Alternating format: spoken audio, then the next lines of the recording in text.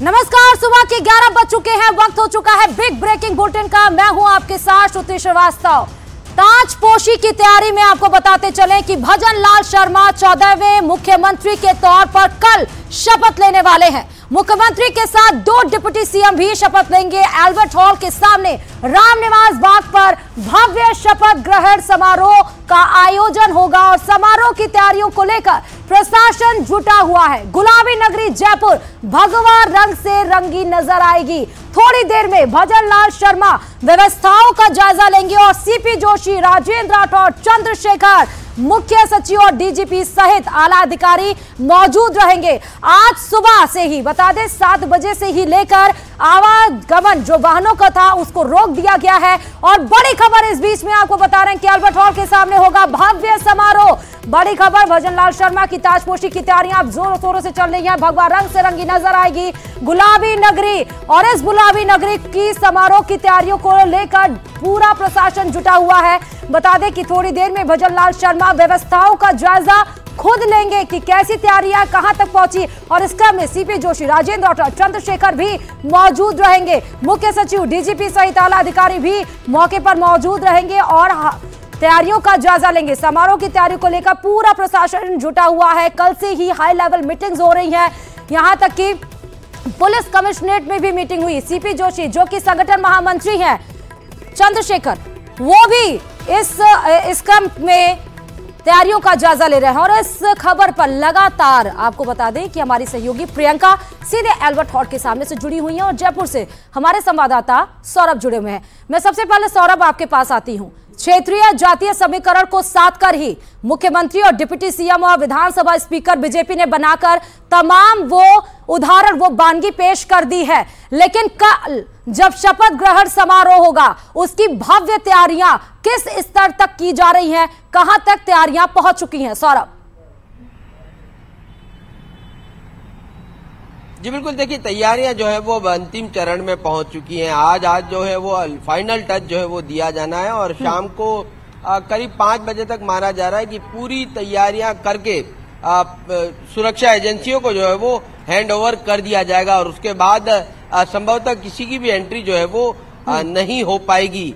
लेकिन अभी जो है वो जिस प्रकार की तैयारियां, क्योंकि जिस प्रकार का समारोह है, बहुत भव्य स्तर पर यह समारोह आयोजित किया जा रहा है, इस लिहाज से तमाम तरह की तैयारियों को अंतिम रूप देने की कोशिश जो है वो न सिर्फ प्रशासन की तरफ से बल्कि पार्टी के स्तर पर भी की जा रही है। लेकिन सबसे खास बात यह है कि इस समारोह में सिर्फ सीएम और 2 डिप्टी सीएम ही शपथ लेने वाले हैं। मंत्रिमंडल का विस्तार कब होगा, अभी पार्टी के सूत्र जो है वो इस बारे में कुछ भी कहने से तैयार नहीं है। मैं मंत्रिमंडल के सवाल पर बाद में आऊंगी, लेकिन सहयोगी प्रियंका भी जुड़ी है, उनसे भी पूछ लेते हैं। प्रियंका, आप इस वक्त कहां पर मौजूद है, किस तरह की तैयारियां आपको देखते हुए नजर आ रही हैं और क्या कुछ अलग और जानकारी मिल पा रही है प्रियंका जहां पर आप मौजूद हैं?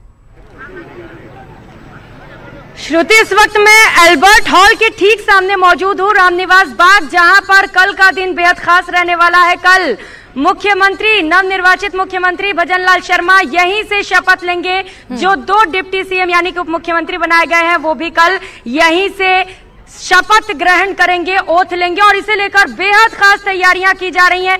तस्वीरें भी दिखाते रहिए, रोशन हमारे साथ जुड़े हुए हैं, वो बताएंगे कि क्या खास है तैयारी। रोशन, बिल्कुल, देखिए प्रियंका, दर्शकों को मैं बताना चाहूंगा कि अल्बर्ट हॉल के ठीक सामने एक भव्य स्टेज लगाया गया है। वहां पर जो वीवीआईपी लोग हैं, पीएम मोदी से लेकर अमित शाह है, राजनाथ सिंह है, जो बीजेपी के राष्ट्रीय अध्यक्ष है जेपी नड्डा, वो यहाँ पर रहने वाले। इसके साथ ही साथ में जो केंद्रीय मंत्री हैं वो भी यहाँ पर रहेंगे। तमाम जो राज्यों के मुख्यमंत्रियों को यहाँ पर इन्वाइट किया गया है।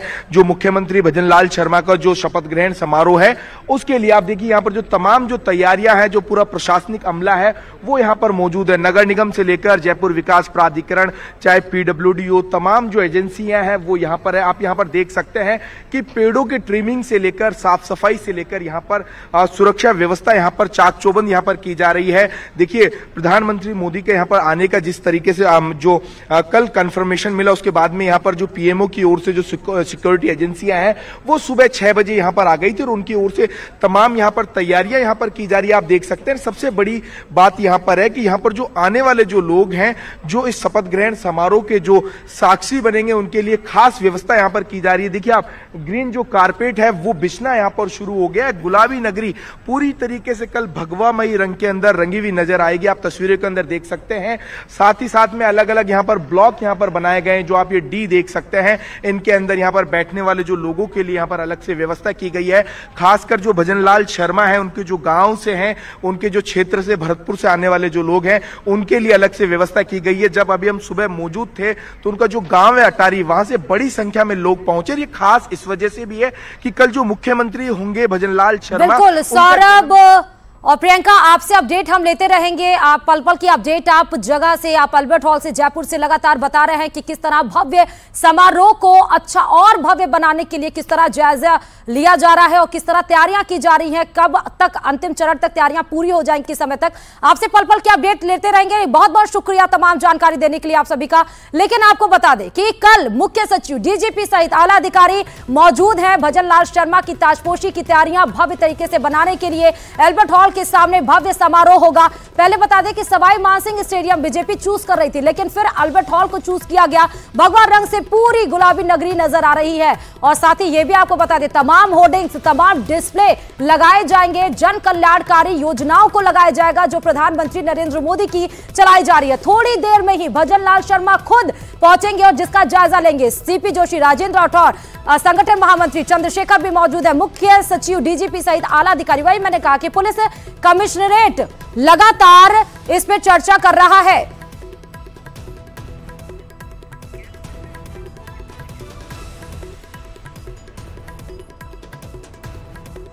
तो शपथ ग्रहण समारोह कल, भजनलाल शर्मा की ताजपोशी की तैयारियां लगातार हो रही हैं। अल्बर्ट हॉल के सामने भव्य समारोह होगा।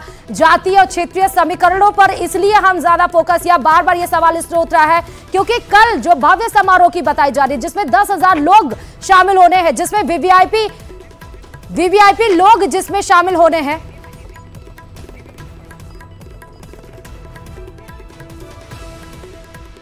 जो लोग शामिल होंगे उसमें बता दें कि उनके अलावा 10,000 लोगों के और बैठने की व्यवस्थाएं की गई हैं। तमाम वीवीआईपी जोन बनाए गए हैं, कई सारे ब्लॉक्स बनाए गए हैं, 3 स्टेज तैयार किया गया है। ये बड़ी बात है। तीनों स्टेज पे कौन होगा ये भी आपको जानकारी देंगे। कई प्रदेशों के मुख्यमंत्री आएंगे, जैसे उत्तर प्रदेश, गुजरात हुआ, महाराष्ट्र हुआ, उत्तराखंड हुआ। तमाम प्रदेशों के मुख्यमंत्री शिरकत करेंगे जो बीजेपी प्रदेश शासित राज्य हैं। और साथ ही आपको यह भी बता दें कि संसद की सुरक्षा में चूक का मामला सामने आने के बाद हड़कंप मचा हुआ है। दिल्ली पुलिस से लेकर कई जांच एजेंसी पूरे मामले की जांच कर रही हैं।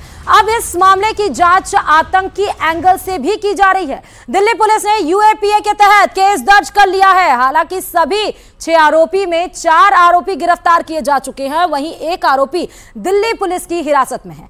फरार आरोपी ललित झा की गिरफ्तारी के लिए छापेमारी जारी है, लेकिन इस मामले का मास्टरमाइंड कौन है और किसने पूरी साजिश रची, उस पर अभी पर्दाफाश होना बाकी है। वहीं संसद के अंदर सुरक्षा में सेंध लगने के बाद सियासी घमासान भी जारी है। सत्ता पक्ष और विपक्ष दोनों एक दूसरे पर सियासी वार पलटवार कर रहे हैं। ये तस्वीरें 5 तस्वीरें टीवी स्क्रीन पर। पहली तस्वीर सुरक्षा की चूक की जांच की जा रही है। पहली तस्वीर जब सागर नाम का शख्स विजिटर गैलरी से सीधे संसद की जहां कार्रवाई चल रही थी, जहां सांसद और लोकसभा अध्यक्ष ओम बिरला बैठे हुए थे, उसमें सीधे कूदता है। उफन पान कूदते हुए 1 सीट, 2 सीट, 3 सीट से आगे जाता है। जो सिटिंग एमपीज है यानी कि सांसद है, उन लोग ने पकड़कर उसकी पहले धुनाई की, उसके बाद सिक्योरिटी के हवाले किया। दूसरी तस्वीर में आइए, यूपीए के तहत केस दर्ज कर लिया है क्योंकि अब आतंकी एंगल से इसकी जांच की जाएगी। किस फिराक से घुसे थे? पहले तो बोला जाता, जो नारे लगाए जा रहे थे वो ऑटोक्रेसी नहीं बर्दाश्त की जाएगी, लेकिन क्यों नहीं बर्दाश्त की, ये नारे क्यों लगा कर आए? वो जो तस्वीर में जो गोले में आपको दिखा रहे हैं वो गैस दिखा रहे हैं, जो बताया तो जाता है कि वो गैस कलरफुल गैस है, उससे नुकसान नहीं होता है। लेकिन नुकसान नहीं होता है, या फिर यूं कहें कि नेवी या आर्मी में इसका यूज किया जाता है सिग्नल के लिए, लेकिन इसको संसद भवन के अंदर लाने की क्या जरूरत थी? तीसरी तस्वीर आइए, 4 लोगों की गिरफ्तारी हो गई है, 1 लोग हिरासत में, अभी 1 लोग की ललित झा की तलाशी अभी भी बाकी है। चौथी तस्वीर में आइए, मास्टरमाइंड कौन है? ये तो कोई 42 साल की नीलम की बात कही जा रही है। 22 साल का लड़का जो युवा है जिसको पकड़ा गया, जो रंग जो कलर था वो डिस्पर्स करते हुए नजर आया था। सागर जिसकी हम बात कर रहे हैं, जो संसद भवन के अंदर कूदा था जब कार्रवाई चल रही थी, तो आखिर इसका मास्टरमाइंड कौन है? क्योंकि 6 लोग इसमें बताए जा रहे हैं। 6 लोगों को किसने एक तरह से एकजुट किया, एक्युमुलेट किया, किसने इसकी प्लानिंग रची, प्लानिंग का मंसूबा क्या था, कौन इनके टारगेट पे था, उस जड़ तक जाना होगा, उसके मास्टरमाइंड को तलाशना होगा। और उसके बाद आते हैं 5वीं तस्वीर। सियासी घमासान अब छिड़ गया है। कल जब सांसद लोग बाहर निकल रहे थे, प्रियंका चतुर्वेदी जो कि शिवसेना की सांसद, उन्होंने कहा कि मैंने पहले ही रिपोर्ट दी थी, इस पर हमने रिपोर्ट दिया, लेकिन उस रिपोर्ट को दरकिनार कर दिया गया।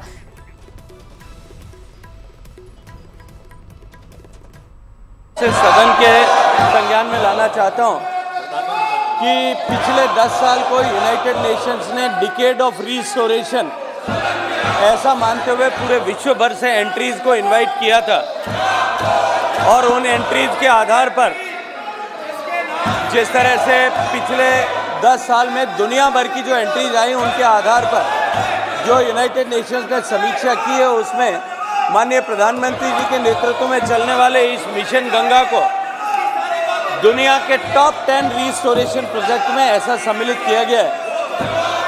एक एक बूंद पानी जो सूवेज का आता है, सूवेज ट्रीटमेंट प्लांट में आता है, वो क्वालिफाइंग स्टैंडर्ड जो है नदी के पानी की जिस तरह की अपेक्षा है उस तरह का बना करके ही नदी में छोड़ा जाए, इसको सुनिश्चित करने के लिए हम सारे सूवेज ट्रीटमेंट प्लांट्स पर काम कर रहे हैं।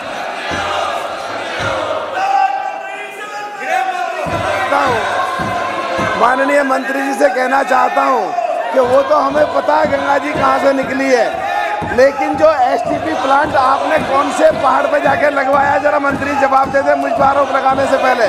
दूसरा, मैं साफ साफ कहना चाहता हूं, हरिद्वार से आगे जो माननीय अटल बिहारी जी का सपना था कि गंगा का बाढ़ ना आए, तो हरिद्वार से आगे एक बाण गंगा जो सुक्रताल से होकर के यूपी अंदर निकलती है, और एक बाण नदी जो बिजनौर से अमरोहा की तरफ निकलती है, जिनमें आज मिट्टी भर गई है। मैंने आपको पत्र भी कई बार लिखे हैं, उन मिट्टी को निकाल के गंगा के दोनों तटों पे लगाया जाए, और उनमें जहां लोगों को सूखा का सामना करना पड़ता है उनको पानी मिल जाएगा, और जो बाढ़ में लोग गंगा के दोनों तरफ के तट में बह जाते हैं उन लोगों को बाढ़ से छुटकारा मिल जाएगा। मंत्री जी, मैंने आपको चिट्ठियां लिखी, आपके जवाब भी आए हैं, कृपया करके इसमें विस्तार में बताने की मेहरबानी करें। कि माननीय अध्यक्ष महोदय, माननीय सदस्य का जो पूरक प्रश्न है वो प्रश्न मूल प्रश्न से संबद्ध नहीं है, और न ही प्रत्यक्ष रूप से उस विभाग से संबद्ध प्रश्न है।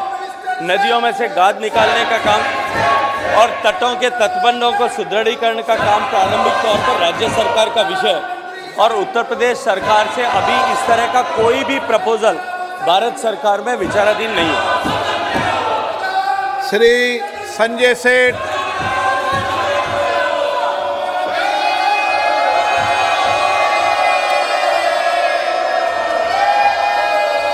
नरेंद्र मोदी जी ने जिस संकल्प के साथ देश के हर नागरिक को नल से जल योजना, किंतु दुख यह है कि झारखंड के अंदर वहां इंडी की सरकार 10,000 करोड़ रुपया मोदी सरकार ने दिया, किंतु अभी तक 33% ही खर्च हो पाया है।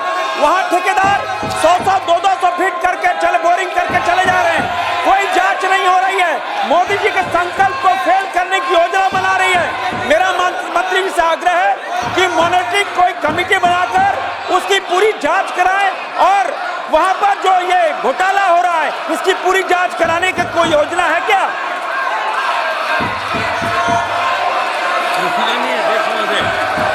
माननीय सदस्य का जो प्रश्न है उस प्रश्न का मूल प्रश्न से कहीं कोई संबंध नहीं है, लेकिन ये तय है कि माननीय प्रधानमंत्री नरेंद्र मोदी जी के नेतृत्व में प्रत्येक घर तक पीने का पानी पहुंचे इस संकल्प के साथ में, और माताओं बहनों को पीने का पानी ढोने के अभिशाप से मुक्ति लेने मिले, इस संकल्प के साथ में जो योजना प्रारंभ की गई थी उसके व्यापक परिणाम आज दिखाई देने लगे। और पिछले 4 साल के इस योजना के कालखंड में जहां देश में केवल 16% घरों तक पीने का पानी पहुंचता था, आज देश में 72% घरों तक पीने का पानी पहुंचना संभव हुआ, और देश में लगभग 11 करोड़ माताओं बहनों को पीने का पानी ढोने के अभिशाप से मुक्ति मिली है। बहुत सारे राज्यों ने 100% घरों तक कनेक्शन प्रोवाइड करने में सफलता प्राप्त की है, लेकिन कुछ राज्यों में निश्चित ही अभी काम की गति को और बढ़ाने की आवश्यकता और इस तरह की शिकायतें माननीय सदस्य ने उल्लेख किया, उसके अतिरिक्त भी जिन राज्यों से इस तरह की शिकायतें आती है उन सारी शिकायतों पर हम तुरंत कार्रवाई करते हैं। झारखंड राज्य में निश्चित ही जो पैसा हमने अब तक कुल मिलाकर के सैंक्शन किया है उसके अनुरूप जिस तरह का खर्च होना चाहिए और जितनी प्रगति उस काम में होनी चाहिए उतनी प्रगति नहीं हो पाई है और हम निरंतर सतत राज्य सरकार से संपर्क करके उस गति को बढ़ाने के लिए भी काम कर रहे हैं। अगर कोई इस तरह की एक स्पेसिफिक कंप्लेंट माननीय सदस्य के पास में है तो माननीय सदस्य अगर मुझे अवगत कराएंगे तो निश्चित ही जो व्यवस्थाओं के अधीन जिस तरह की हमारे पास में स्कोप है उसमें निश्चित ही उस विषय पर जांच कराने की हम कार्रवाई करेंगे। संगमलाल गुप्ता। नदियों की स्वच्छता पर ऐतिहासिक कार्य होने के लिए धन्यवाद ज्ञापित करते हुए मैं आपके माध्यम से मंत्री जी से जानना चाहता हूं कि मेरे लोकसभा क्षेत्र से होकर बहने वाली सई नदी जिसे नमामि गंगे में शामिल किया गया है कि सफाई है तो क्या कदम उठाए जा रहे हैं? माननीय अध्यक्ष महोदय, माननीय प्रधानमंत्री जी के नेतृत्व में उनके मार्गदर्शन में जब मिशन गंगा प्रारंभ किया गया था उसमें माननीय प्रधानमंत्री जी की संकल्पना गंगा की सफाई के जब समय ये पूरी स्पष्ट अवधारणा थी कि हम गंगा नदी बेसिन में बहने वाली सभी नदियों, गंगा जी की सारी ट्रिब्यूटरी, चाहे वो first, second, third, fourth, fifth order की सारी ट्रिब्यूटरीज पर हम एक साथ काम करेंगे। और मुझे प्रसन्नता है कि गंगा नदी की मुख्य धारा पर सफलता के साथ क्रियान्वयन करने के बाद अब हमने सहायक नदियों पर भी काम प्रारंभ किया है। जिन सहायक नदियों में ज़्यादा पोल्यूटेड स्ट्रेचेज हैं हम उनमें ऑलरेडी हिंडन में, काली में, इन सब नदियों पे ऑलरेडी काम प्रारंभ कर दिया है। और माननीय सदस्य ने जो सई नदी के बारे में बात की है उस विषय को भी संज्ञान में लेकर के जो भी उचित कार्रवाई होगी राज्य सरकार से चर्चा करके रिपोर्ट मंगा करके उस दिशा में भी हम काम करेंगे। लेकिन मैं इतना सदन को आश्वस्त करना चाहता हूँ कि गंगा जी के शुद्धिकरण का ये जो कार्यक्रम है ये गंगा नदी के पूरे बेसिन से जुड़ा हुआ है। और गंगा नदी के बेसिन की जब मैं बात करता हूँ तो देश की 40% आबादी और लगभग 40% भूभाग को जो है गंगा बेसिन काम करता है। और अब जिस तरह से हमने जो है तो बाहर से आके छोटे में अंतर क्या रह गया, जो हमने सहायक नदियों पर काम करना प्रारंभ किया इसका प्रभाव दिखाई देने। TN प्रतापन, डीन कुरियाकोस, EB ईटन, फिर आग्रह करता हूं कि आप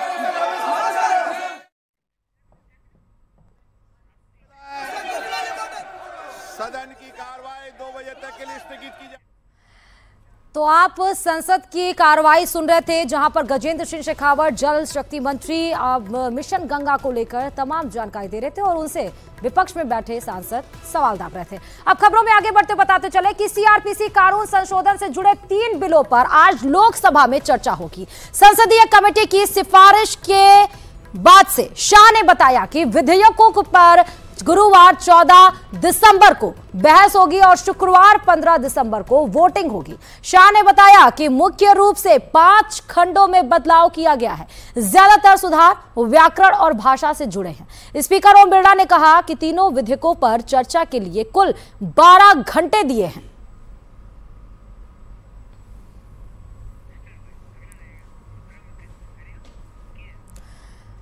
और मथुरा में श्री कृष्ण जन्मभूमि शाही ईदगाह विवाद मामले में शाही ईदगाह विवादित परिसर के सर्वे पर हाई कोर्ट आज फैसला सुनाएगा। कोर्ट कमिश्नर नियुक्ति पर विवादित स्थल का सर्वे कराई जाने वाली अर्जी पर आज फैसला आएगा। जस्टिस मयंक कुमार जैन की सिंगल बेंच दोपहर 2 बजे फैसला सुनाएगी। बता दें कि जस्टिस मयंक कुमार जैन ने 16 नवंबर को सुनवाई करने के बाद फैसला सुरक्षित किया था। वहीं शाही ईदगाह मस्जिद और यूपी सुन्नी सेंट्रल वक्फ बोर्ड के वकील ने आपत्ति दर्ज कराई हुई है।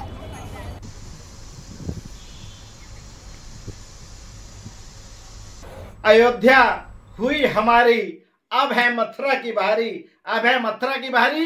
कुछ ही देर में माननीय उच्च न्यायालय से माननीय न्यायमूर्ति मेंग जैन जी के न्यायालय से अभी एक श्री कृष्ण जन्मभूमि बनाम शाही मस्जिद ईदगाह प्रकरण में बहुत बड़ा निर्णय आने जा रहा है। ये हमारे लिए बहुत खुशी की बात है कि हमारी श्री कृष्ण जन्मभूमि मुक्त होगी। देखते हैं क्या निर्णय आता है, हम पूरा स्वागत करेंगे।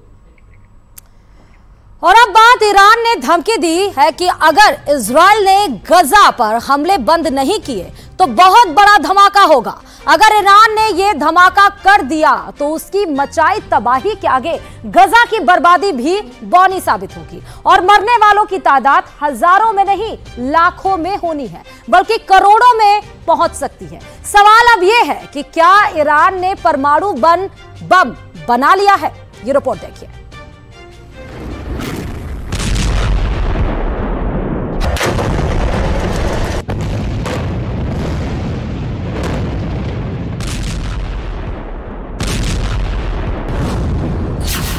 ये धमाके तो बहुत छोटे हैं, बड़ी फिल्म का छोटा सा ट्रेलर है। असली धमाका तो अब होने वाला है और धमाका करेगा ईरान।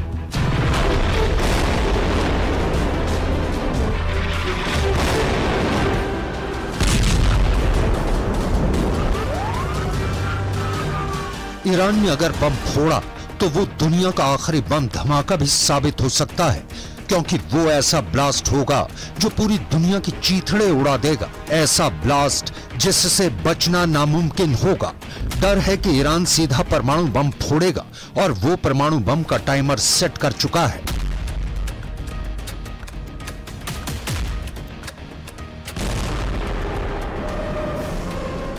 ईरान गुस्से में है, बहुत गुस्से में है।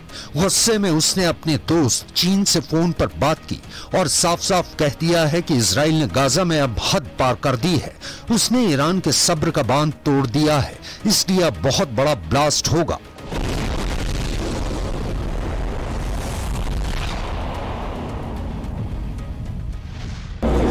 حمایت از غزه اقداماتی انجام داده میشه و اگر این وضعیت ادامه پیدا بکنه هر آن امکان یک انفجار غیر قابل پیش بینی و غیر قابل کنترل در منطقه وجود داره. این چیزی است که آمریکایی‌ها امروز درک نکردن و چنانچه درک نکنن پیامدهای اون دامن آمریکا رو هم قطعاً خواهد. ईरान के विदेश मंत्री ने अपने बयान में धमाका शब्द का इस्तेमाल किया और पूरी दुनिया में तहलका मच गया। अमेरिका से लेकर ब्रिटेन और फ्रांस जैसे तमाम पश्चिमी देश खौफ से भर गए हैं। सब सोच में पड़े हैं कि ईरान किस धमाके की बात कर रहा है, आखिर उसके दिमाग में क्या साजिश चल रही है। डर जताया जा रहा है कि कहीं ईरान ने परमाणु बम तो नहीं बना लिया। ईरान करीब 2 दशक से चोरी छिपे परमाणु बम बना रहा है, मगर ये बात वो मानता नहीं। वो कहता है कि उसके न्यूक्लियर प्रोग्राम का हथियारों से कोई लेना देना नहीं, उसका परमाणु कार्यक्रम एकदम शांतिपूर्ण है। मगर करीब 6 साल पहले इजराइल ने बाकायदा सबूतों के आधार पर ईरान के परमाणु कार्यक्रम का भंडाफोड़ किया था।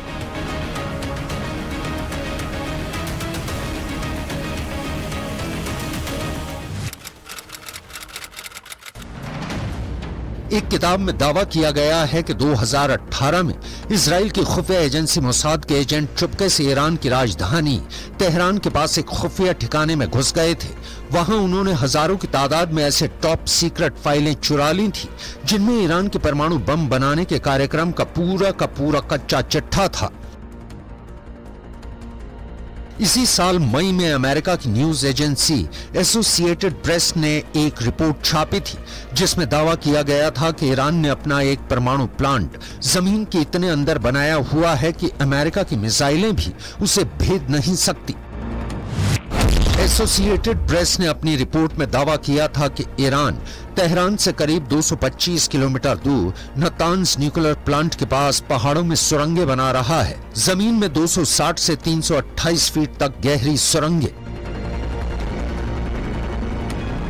ये गहराई इतनी ज्यादा है कि माना जा रहा है कि अमेरिका के बम भी ईरान की सुरंगों का कुछ नहीं बिगाड़ सकेंगे। यूरोप के भी कई देशों की इंटेलिजेंस रिपोर्ट कहती है कि ईरान परमाणु बम बनाने के इतने करीब पहुंच चुका है कि वो बहुत जल्द अपना पहला परमाणु बम टेस्ट भी कर सकता है।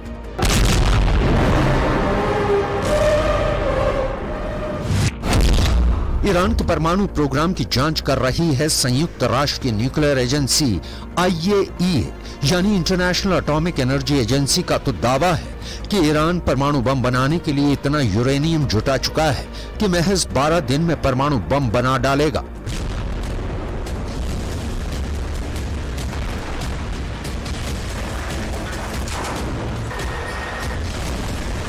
ये दावे डरावने हैं क्योंकि जब से हमास ने इजराइल में घुसकर हमला किया है तब से ईरान के न्यूक्लियर प्रोग्राम से पूरी दुनिया का ध्यान हटा हुआ है। ईरान के जिस परमाणु कार्यक्रम से अंतर्राष्ट्रीय मीडिया की नजरें नहीं हटती थी वो युद्ध की रिपोर्टिंग में लगा है। ईरान के परमाणु कार्यक्रम पर गिद्ध की तरह नजरें गड़ाए बैठे अमेरिका और इजराइल जंग में उलझे हुए हैं। रक्षा विशेषज्ञों का कहना है कि ईरान इसी बात का फायदा उठाकर चोरी छिपे धड़ल्ले से परमाणु बम बनाने में लगा है।